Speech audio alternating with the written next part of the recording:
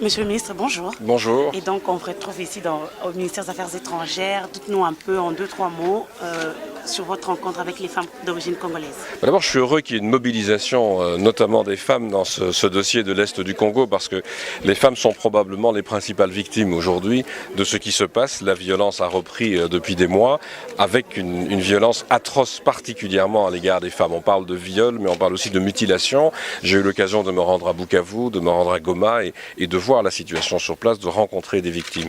Donc c'est une chose importante que les femmes s'expriment et montrent quelle est aujourd'hui la douleur d'une population dans l'Est du Congo. Au-delà de cela, la Belgique, vous le savez, porte un message très fort pour demander d'abord l'arrêt de ces violences, mais surtout pour tenter de redémarrer un dialogue qui permette d'aller au fond des problèmes que vit aujourd'hui l'Est du Congo depuis de très nombreuses années. Si l'on ne va pas au fond des choses sur les problèmes de réfugiés, de frontières, d'exploitation des ressources naturelles, on verra revivre régulièrement, tous les 3 ans, tous les 5 ans, ce genre de violence, ce genre de rébellion. Alors nous tentons de mobiliser, tant sur le plan européen qu'au Conseil de sécurité, aux Nations Unies, sur le sujet. Et je peux rassurer, la Belgique va continuer à agir dans ce sens.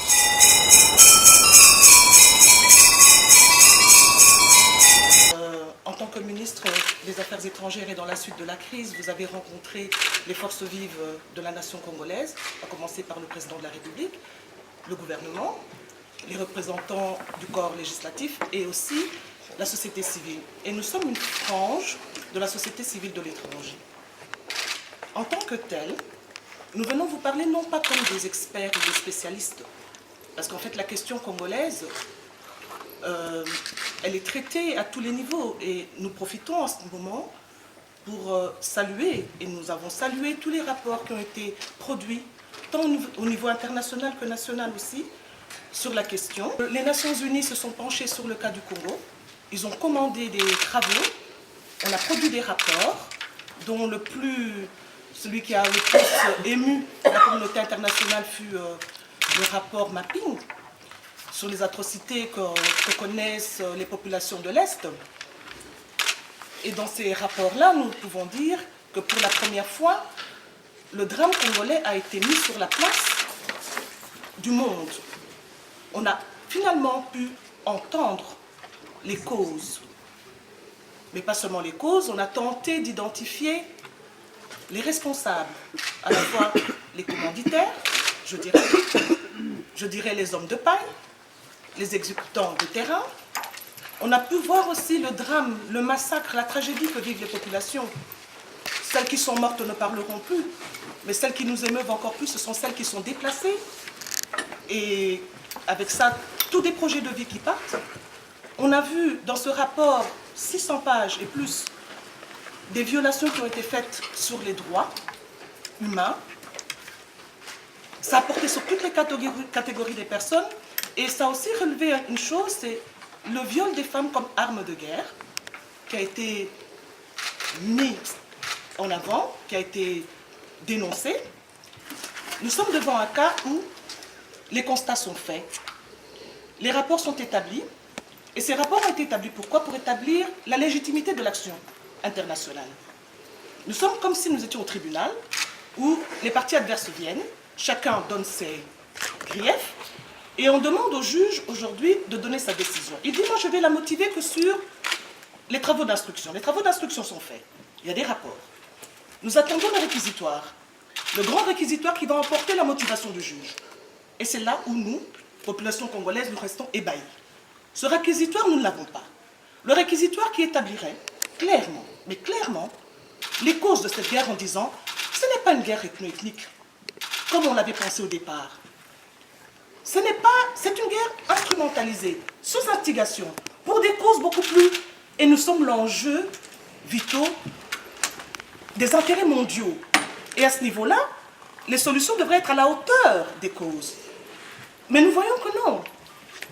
La population congolaise, par rapport à ça, s'est exprimée. Je ne reviendrai pas sur la parenthèse des élections. Je vous dis déjà, nous ne sommes pas venus pour nous plaindre de la mégestion qui est au Congo. Non. Nous avons des autorités vers lesquelles nous allons poser le problème. Mais nous sommes venus vous dire que tout est lié. Et qu'on ne pourrait pas trouver la résolution du problème sans le lier à la situation interne. Mais cela étant, ce réquisitoire, c'est la raison pour laquelle nous sommes là. Nous avons accepté en tant que pays de jouer dans le concert des nations.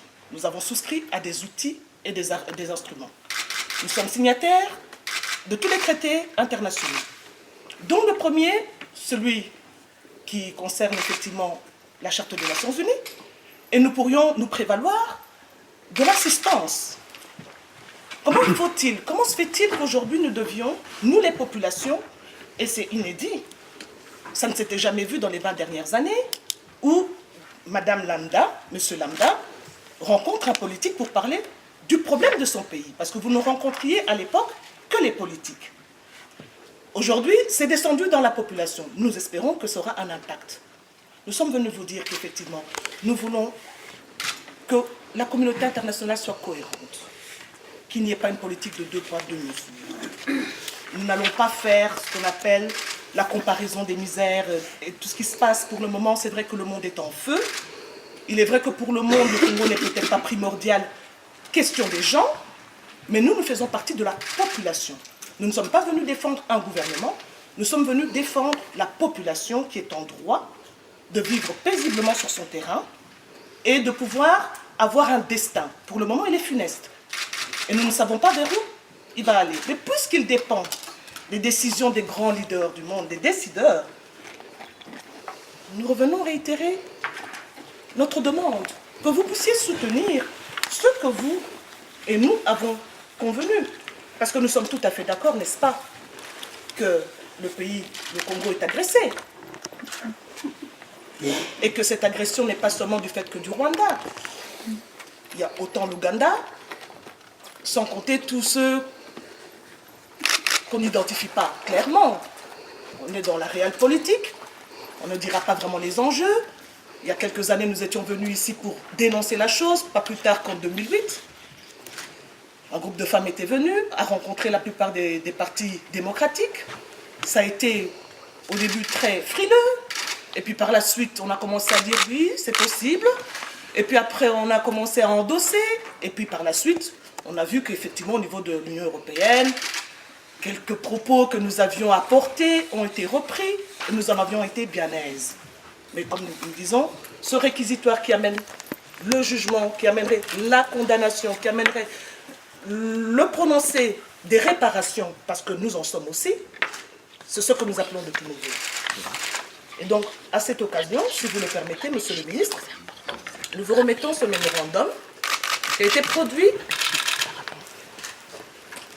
par toutes les personnes ici présentes qui l'ont endossé. Nous demandons effectivement qu'il y ait un retrait immédiat et sans condition du M23 de toutes les positions qu'ils occupent, mais depuis le mois d'avril.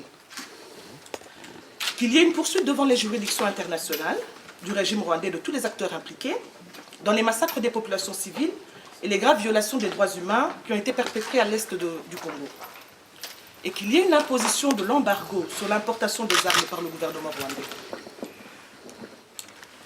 Qu'il y ait une interdiction du recel et de l'exportation par le Rwanda des minéraux, on dirait pillés, mais en tout cas passés de manière et d'autre vers le Rwanda. Et qu'en plus, et c'est pas... Bon, le dernier point, c'est la requalification du mandat de la MONUSCO en force d'intervention. Je pense que si on y arrivait, ça changerait quelque peu la face de l'histoire, si on y arrivait. Parce que tout ce que nous demandons ici, si on en avait tenu compte, je ne doute pas, nous aurions pu épargner des milliers de vies.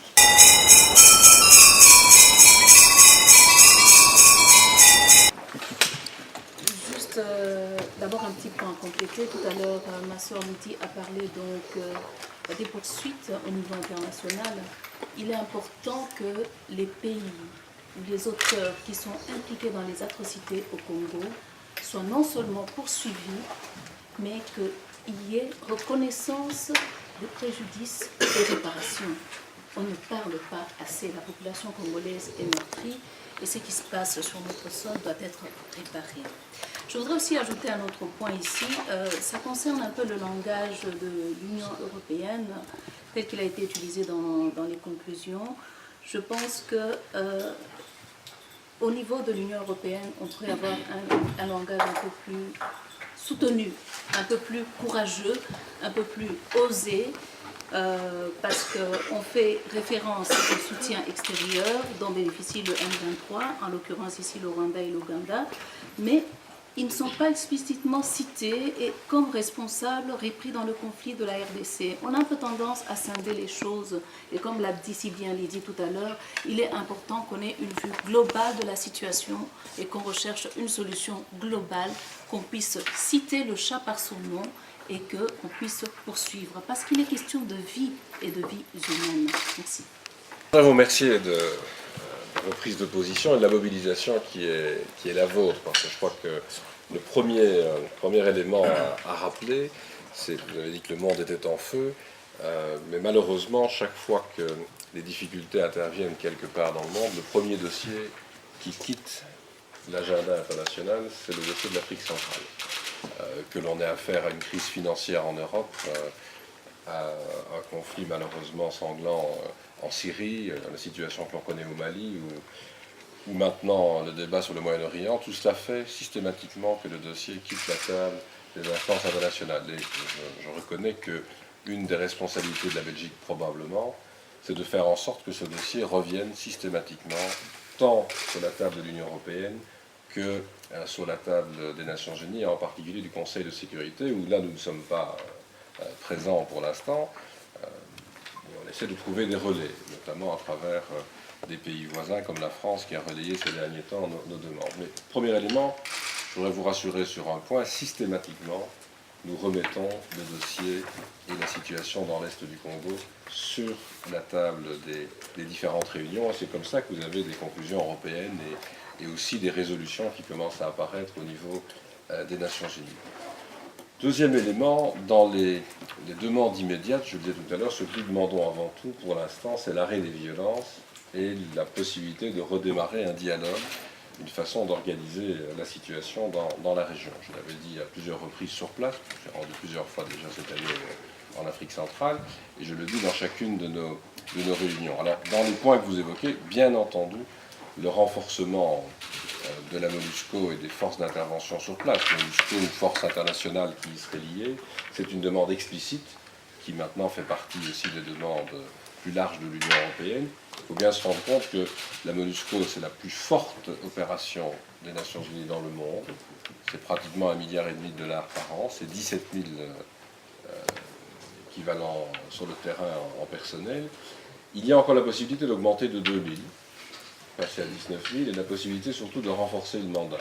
Les deux vont de pair.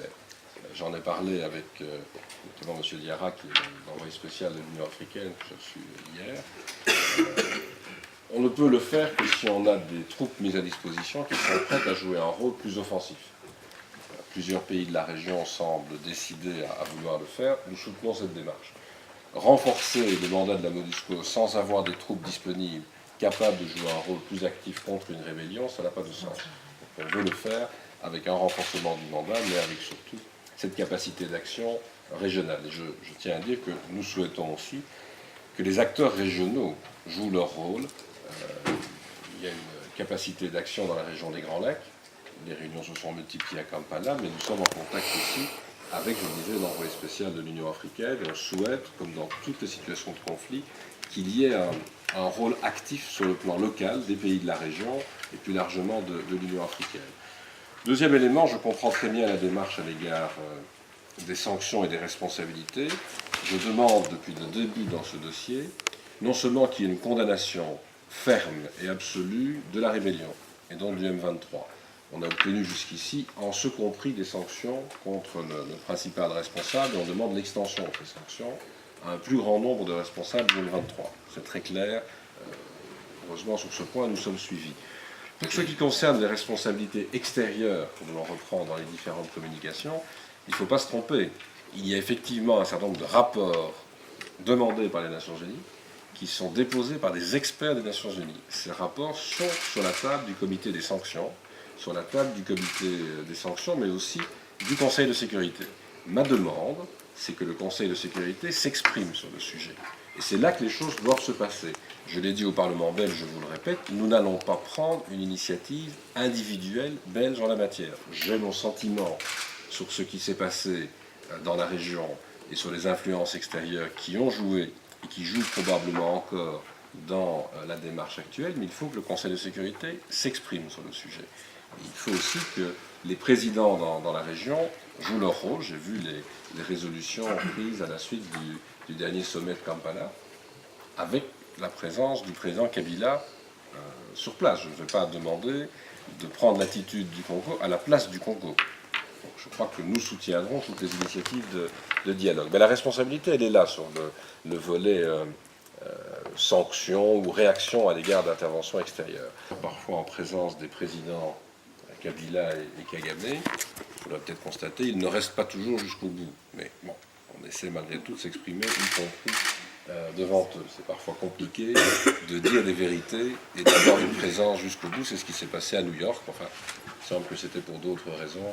Donc nous allons tenter de reprendre le dialogue. Mais voilà, je crois vraiment que vous avez raison de soulever de manière systématique la situation. Je crains que vous devrez revenir tous les 3 ans, ou tous les 4 ans, ou tous les 5 ans, si on ne s'attaque pas au problème de fond. Si on n'ose pas, à un moment donné, ouvrir un dialogue sur les réalités qui sont liées à ce que je viens d'évoquer, et c'est vrai en particulier les ressources qui se trouvent dans l'Est du Congo, et dont on devrait pouvoir dire qu'elles peuvent être exploitées, bien entendu, en ce compris par des sociétés venant de pays voisins, si on respecte l'intégrité du territoire et si on le fait en toute transparence. Alors je vais terminer en vous disant que nous avons pris, avec d'autres partenaires au niveau des Nations Unies, une initiative sur la transparence en matière de gestion des ressources, pas seulement minières, des ressources en général. Je crois que c'est un thème que l'on va devoir développer de plus en plus. Tant que l'on n'arrivera pas à une transparence au moins plus forte qu'aujourd'hui de la manière dont sont gérées par toute une série d'acteurs des ressources naturelles en Afrique centrale, on ne sortira pas des difficultés. Alors voilà ce que nous portons comme message. Je sais, je l'ai entendu sur place, qu'on a parfois le sentiment que rien ne bouge ou que rien n'est fait. Je pense que je suis arrivé dans cette maison il y a un peu moins d'1 an. Je pense que depuis cette année, ça avait déjà été imaginé par le passé, les initiatives ont été prises. Je peux vous dire en tout cas que nous allons continuer, au départ de la Belgique, à remettre systématiquement nos exigences, tant sur la table européenne que sur la table des Nations Unies. Maintenant, vous l'avez dit, il faut une attitude responsable, cohérente de la communauté internationale. Déjà, pour avoir une attitude cohérente, et je les en remercie, de l'Union européenne, ça n'est pas simple. À 27 et bientôt à 28. Pour l'avoir à l'échelon des Nations Unies, c'est encore un peu plus compliqué. Mais nous allons continuer. Donc, une fois de plus en action, qu'est-ce qu'on peut retenir de cette matinée?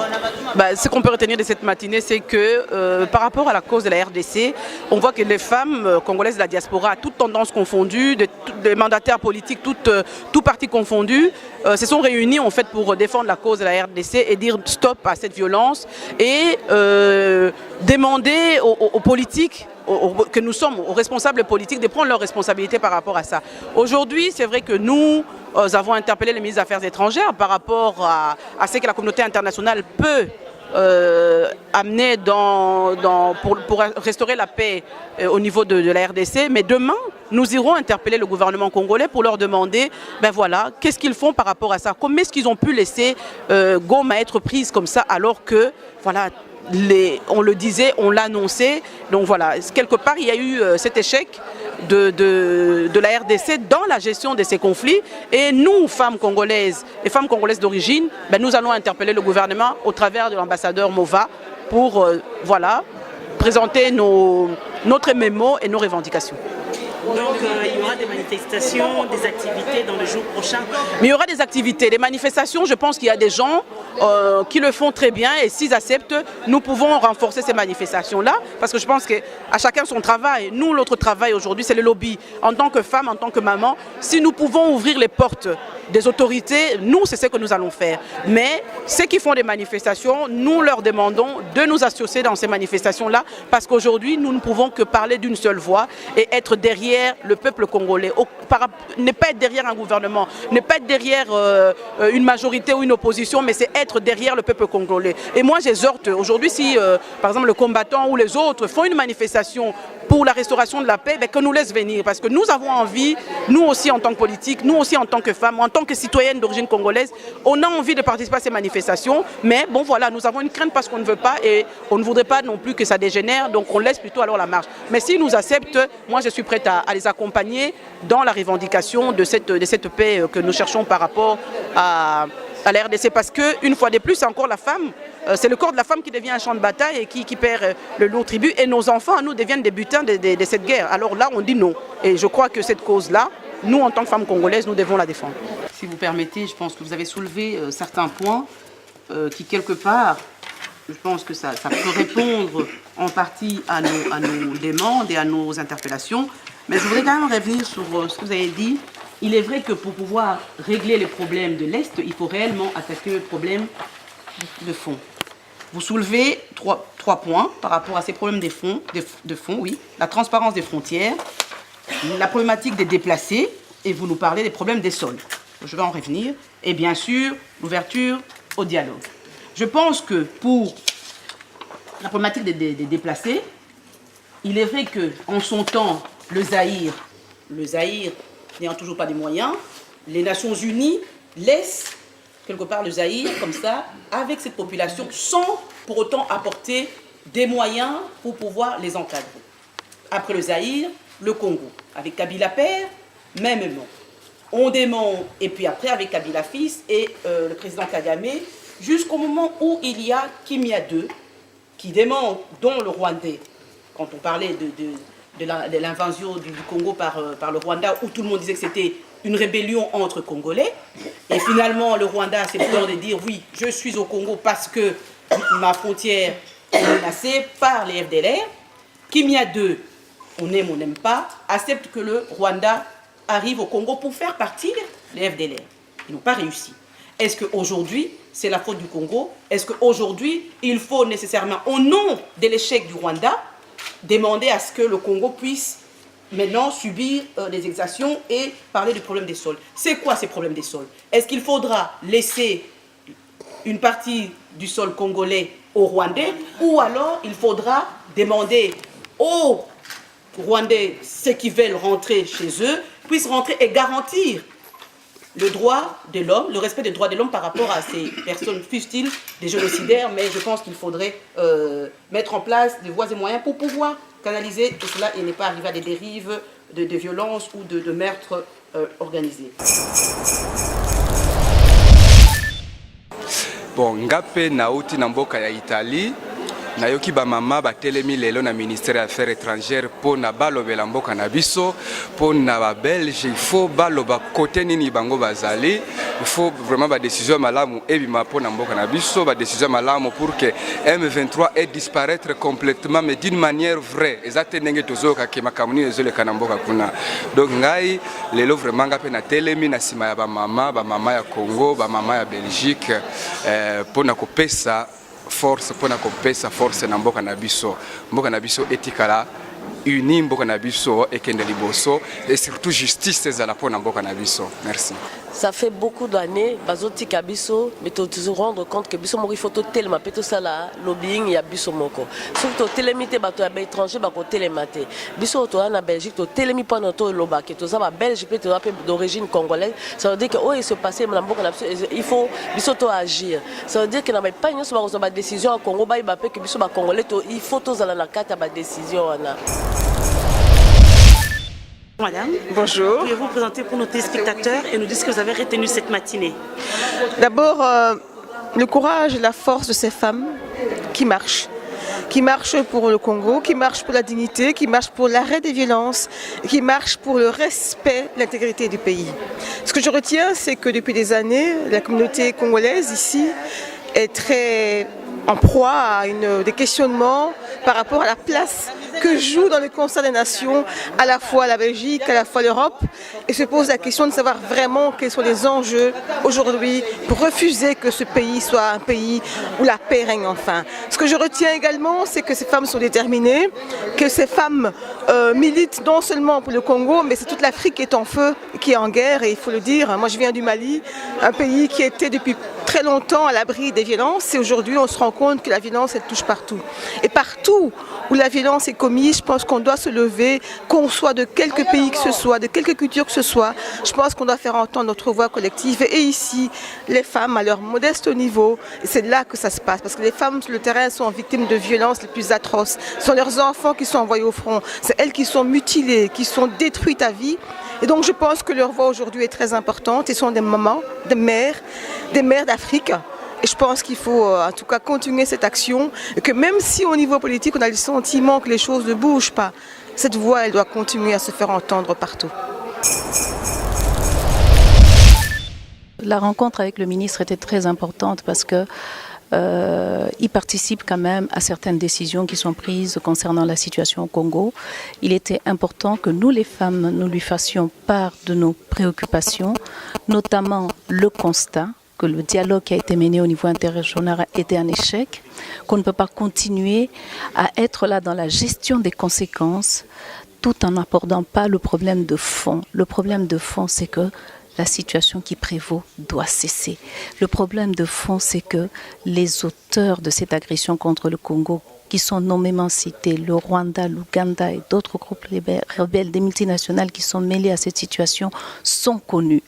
Mais on tarde à prendre les sanctions. On doit prendre les sanctions, on doit cesser cette intrusion au Congo, on doit cesser les atrocités qui sont commises sur le Congo, au niveau des populations congolaises, et surtout nous voulons réclamer non seulement la reconnaissance des préjudices, mais la réparation de tout le préjudice subi par les populations congolaises. Voilà pourquoi nous sommes là. Et je suis venue en tant que femme congolaise, en tant que mère, pour parler de ma patrie, donc de ce qui se passe à l'est du Congo, parce que ça fait très mal au cœur de voir toutes ces femmes qui sont violées, ces enfants dans la rue, et tout ça à cause des enjeux qui sont plus que ce que nous, on peut croire, qui sont des enjeux internationaux. Donc on en a marre de tout le temps souffrir à cause des intérêts financiers des grandes entreprises. Alors on vient auprès du ministre pour lui en parler, qu'il puisse être au moins notre porte-parole. En tant que femme, donc mère, le Congo a besoin de mères. Donc si on tue les mères, on tue le Congo. Alors nous devons nous lever pour notre pays.